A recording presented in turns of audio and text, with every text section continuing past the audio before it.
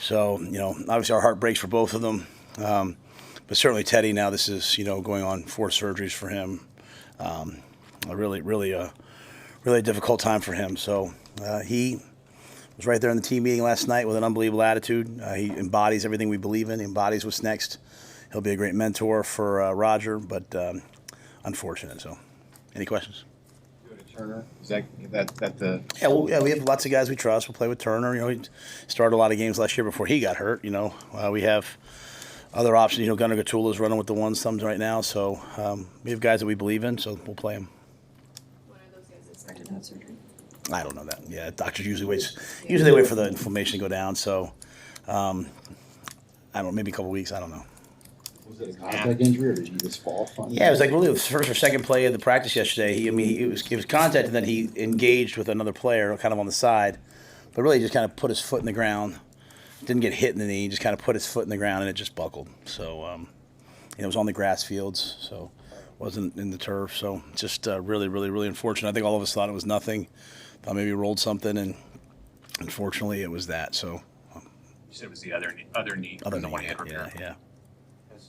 Back well since he became available on the side. Yeah, he got stepped on in the scrimmage the other night, kind of rolled his ankle a little bit, but he's been doing a nice job since he came back. So really all summer he's been full go and active. Anything else, Coach? All right, thanks guys. Good to see you. Thanks.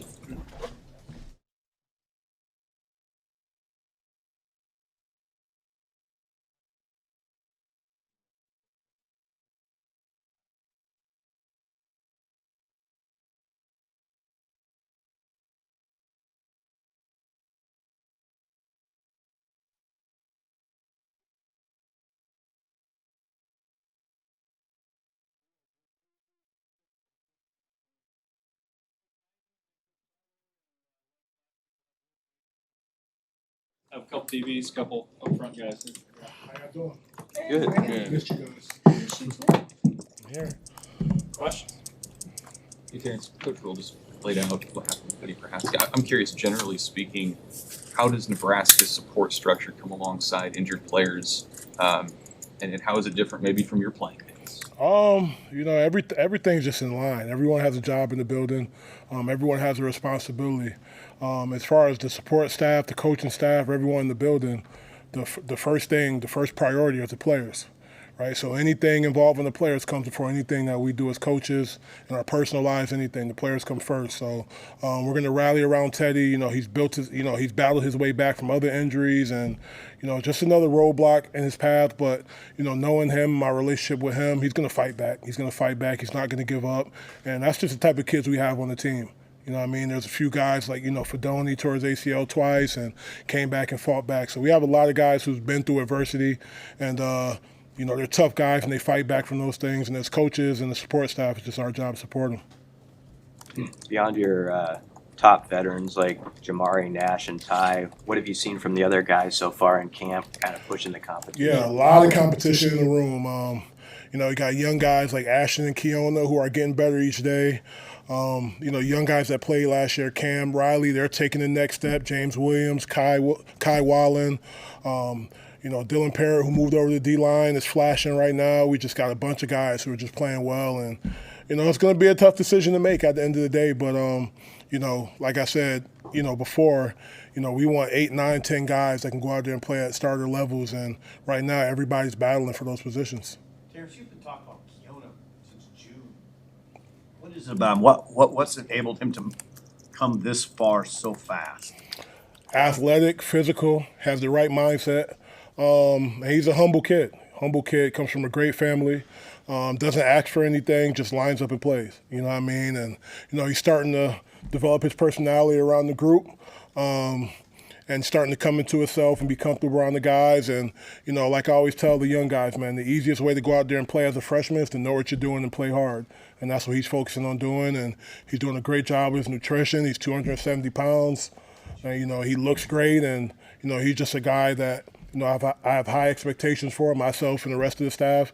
And, you just keep pushing each day, taking it a day at a time. And, like I said, he's just been, he's been a sponge, to those older guys, with Kristen, Corey, just doing everything he can to help out.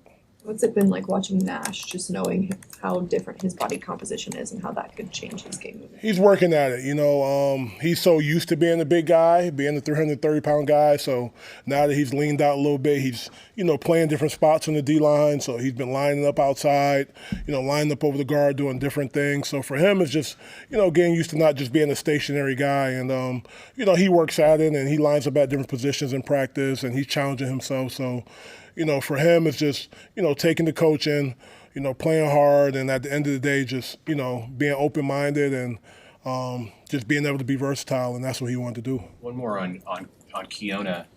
Is he actually bigger? I mean, like taller now than when you first got eyes on him after he had the switch from Washington last winter? Honestly, every time I see him, it looks like he got bigger. So, like I said, he's working his butt off, man. And he's a young guy. He has no clue. He has no clue what's going on right now. So he's just doing everything he's asked to do. And like I said, he's a sponge for everyone in the building, trying to learn as much as he can. And like I said, he's gonna, when he leaves here, he's gonna look like 93 that used to play here. That's what I feel. He's gonna be a big guy, man. So, Terrence, what kind of challenge did John Butler face? You're on the same staff with him. You've had to watch this. How have you seen that evolve, and what did he face out of the gate? I think, for him, it was just getting used to the guys. Learning their skill sets, those type of thing. And obviously with his pedigree and being in the NFL, naturally as a college guy, you're going to gravitate to that. So he's been doing a great job. He has a different dynamic to the room. And it's always good when people bring in different ideas and, it's going to make us better as a group. But he's a fiery guy. He's super detailed.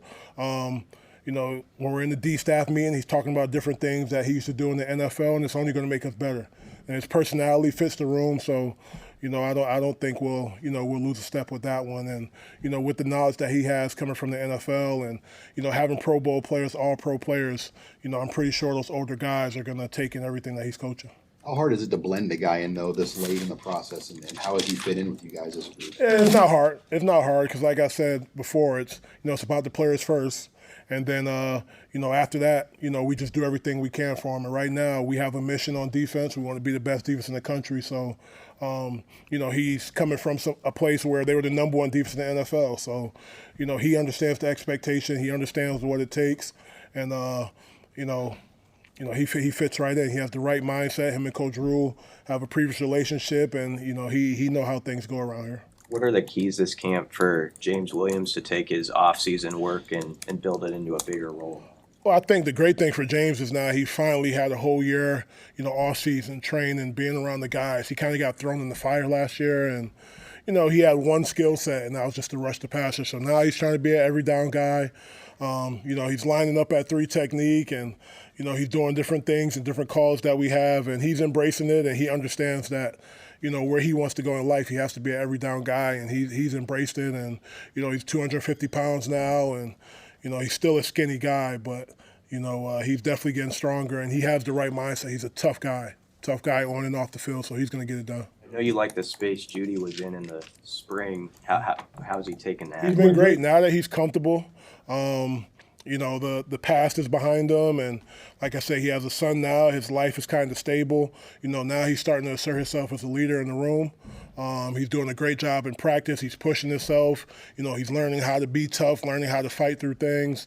And our practices are high demand. They're demanding physical wise and running wise. So for him, he's embracing that. And before it was kind of a battle. But now he's embracing it, and the younger guys are following, and we have a great older group that's pushing the group. The weight change that you see, or the weight increase that you see with Jamari and with Lenhart, what does that allow them to do differently in the base defensive package that you guys will put them in?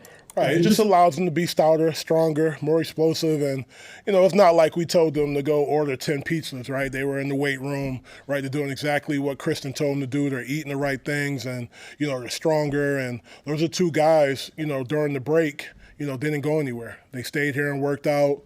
We do yoga once a week as a group, so those guys have taken their body serious and they're doing the right things. And the stronger they are, the more explosive they are, the better we are. And those 2 are 2 special individuals, and they're going out there competing every day. Do envision scenarios where they're on the field at the same time? Oh yeah, for sure, and that can be, with them getting bigger and stronger, that can be on first down now. Before it was a third down thing, but now both of those guys are confident they can play anywhere on the line. I'm sure he's really raw right now, but what are your first impressions of Hufkin? Hopkins, he's just trying to get things to slow down for him a little bit. He was surprised by the speed of the game. Really smart guy, naturally strong. Obviously you see him, he's a giant, so, long arms. He does all those things naturally. Right now it's just the speed of the game. Once it slows down for him, he'll be fine, but he's picking up the playbook. Obviously with the personalities in the D-line room, he's going to have to, come out of his shell a little bit. They're going to force that out of you, but he's doing great.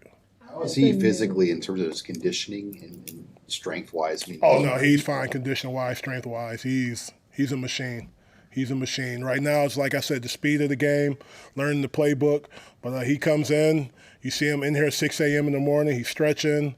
He can do like headstand push-ups and stuff. Like he's a freak of nature. So right now, it's just the speed of the game, learning the playbook. Having his eyes in the right place.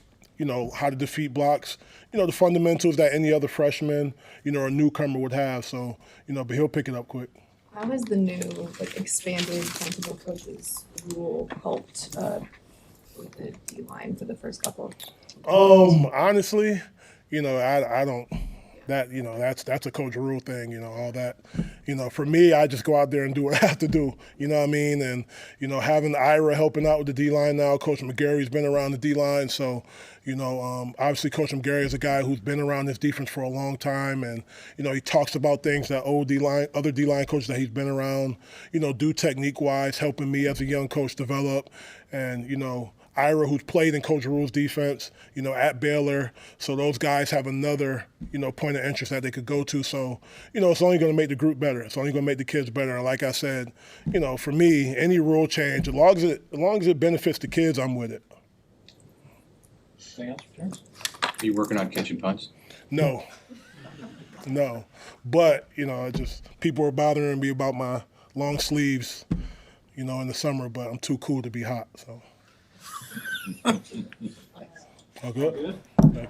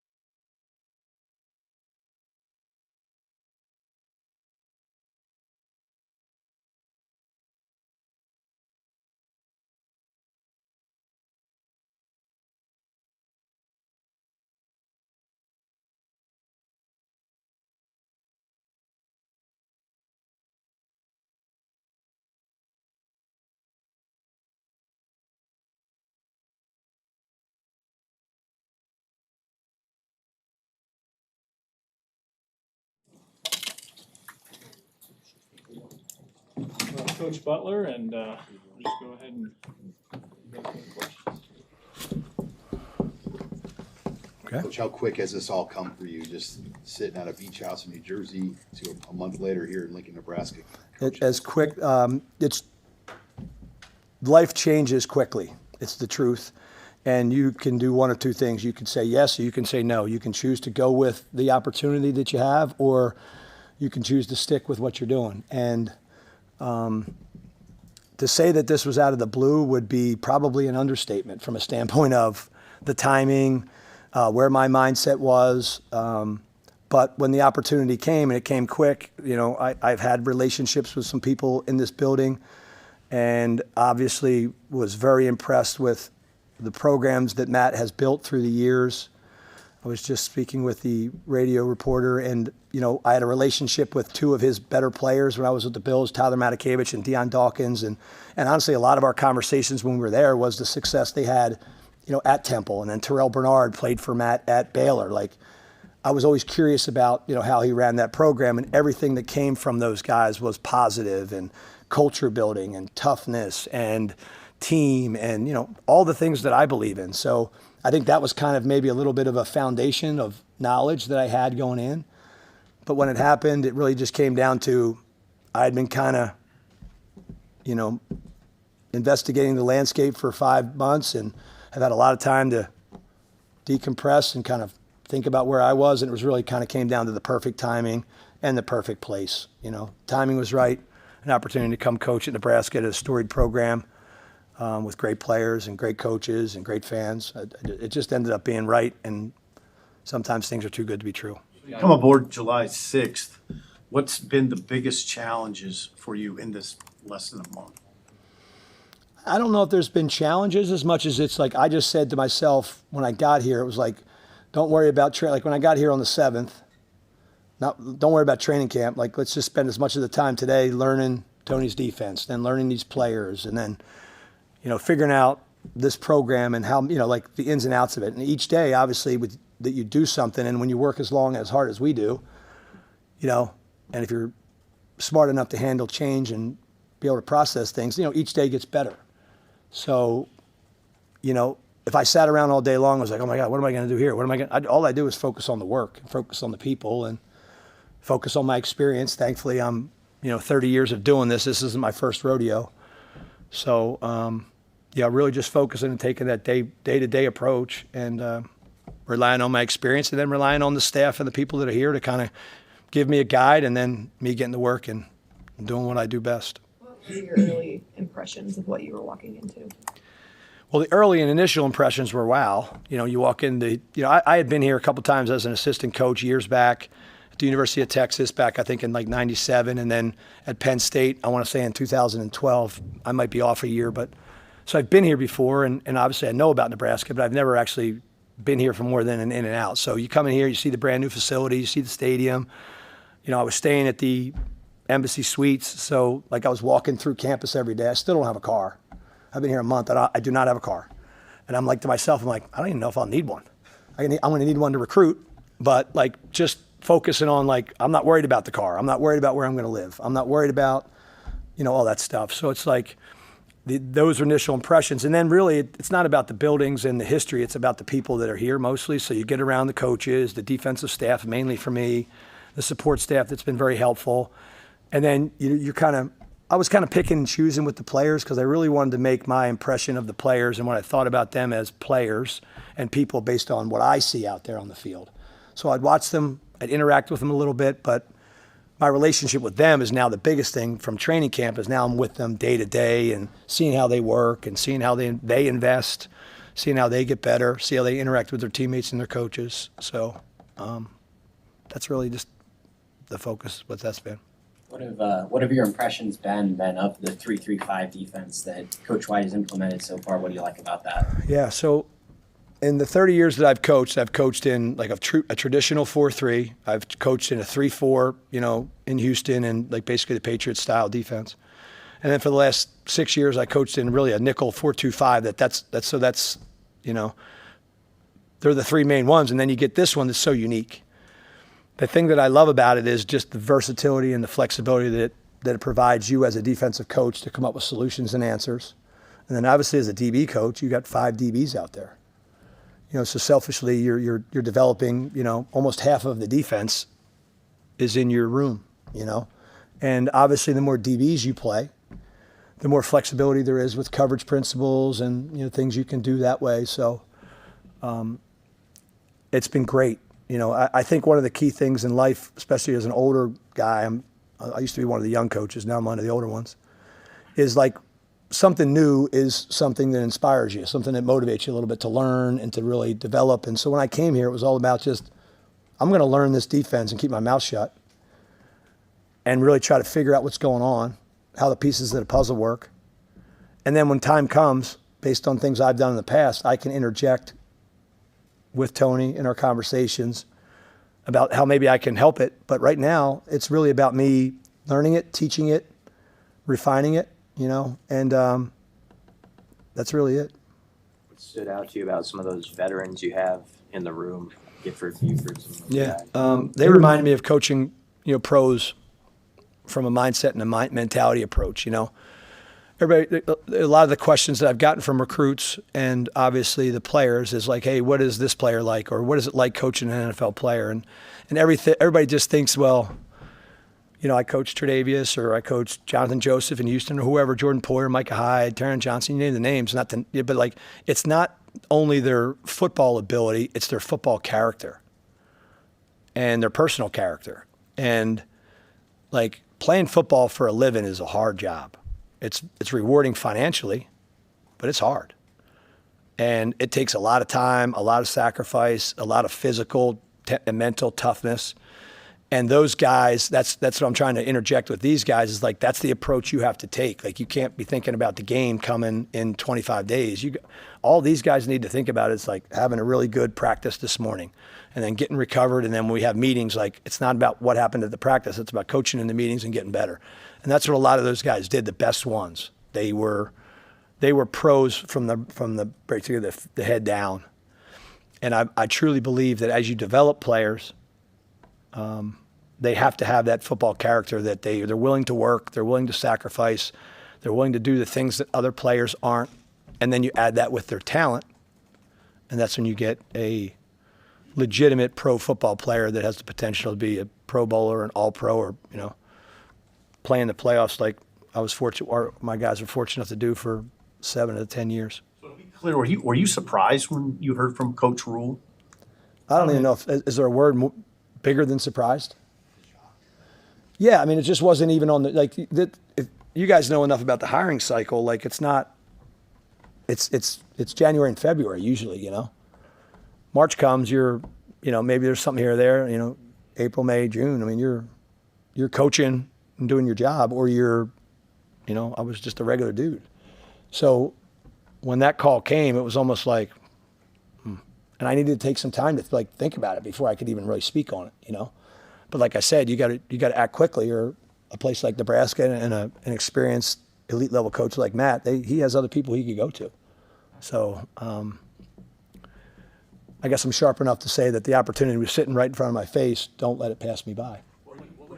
Your professional decision to move on from Buffalo, and how do you envision this as part of that path?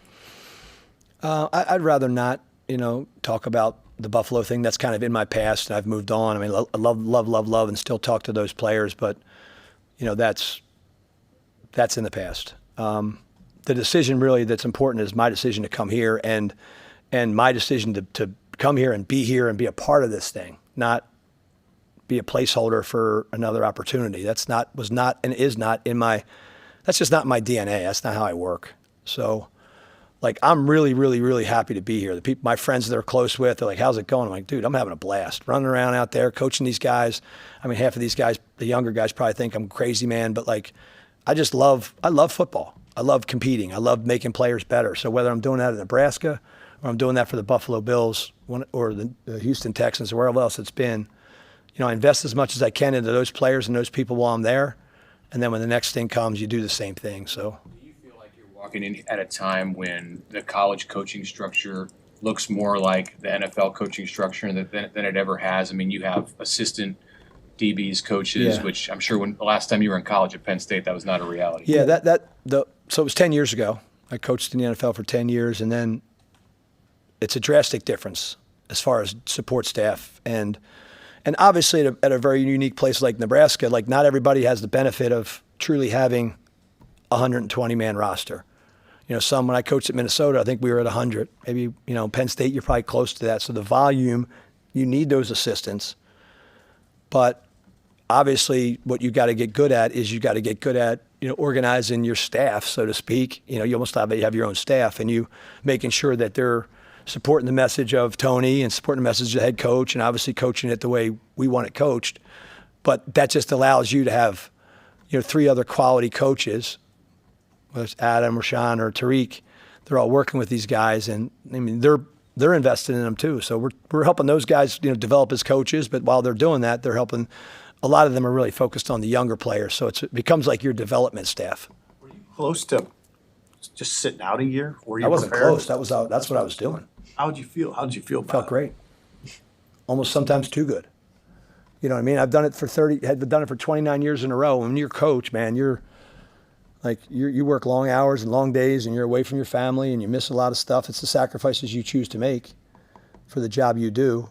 But I was at a point where I was like, all right, this is like, what's it going to look like in the fall? I knew that was going to be probably my last hurdle to overcome, like not being a part of a training camp potentially, or not coaching in games. But like my mindset was that's where it was, and I was not regretful. I was not felt like I was missing out on anything. You live your day, and living at the beach in Seattle City is not a bad thing. But this is better. I'm now that I'm back in it, much happier, Coach, what are the characteristics of a team that's a good, a ball hawking team that gets a lot of turnovers? Yeah. First of all, you got to create a mindset. Like when you're a coach, you're teaching about their stance and their alignment, their keys, their responsibilities. Like there's a lot of stuff going on, but you also try to pare it down. Like you believe in playing hard, playing tough, and attacking the football.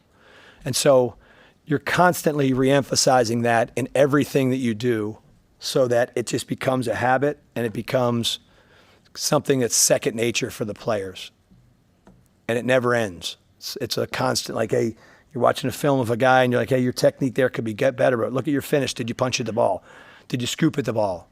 Did you get your eyes to the football? So, the objective of defensive football is to either score on defense yourself or get the ball back to the offense as quickly as you possibly can. Well, how do you do that? You take the ball away. So it's just to us, it's a mindset, it's a mentality. It's recruiting players that have done that before.